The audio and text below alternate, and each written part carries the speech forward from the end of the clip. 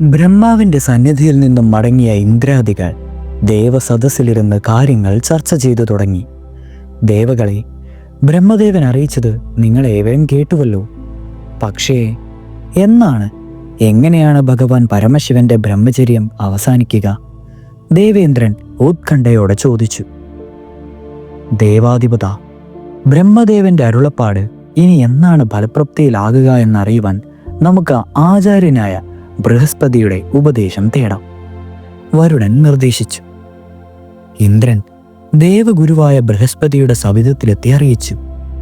ആചാര്യ, പരമശിവന്റെ വീര്യത്തിൽ നിന്നും പിറക്കുന്ന ശിശുവിന് മാത്രമേ താരകാസുരനെ വധിക്കൂവെന്ന് ബ്രഹ്മദേവൻ അറിയിച്ചിരിക്കുന്നു.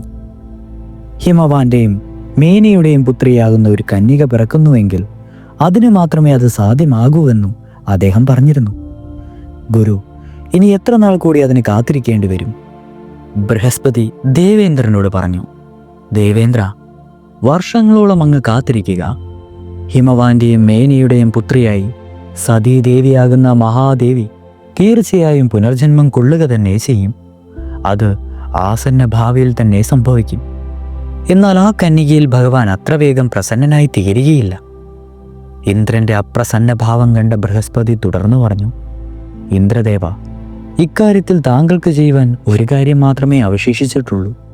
എന്തെന്നാൽ ദേവി മഹാമായ സതീദേവിയായി പുനർജനിക്കുന്നതിന് ദേവിയെ ഉപാസിക്കുക.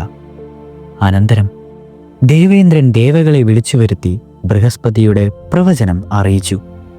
ഉടൻ തന്നെ ദേവകൾ ഇന്ദ്രാദികളുമായി ദേവിയെ ഉപാസിക്കുവാൻ തുടങ്ങി.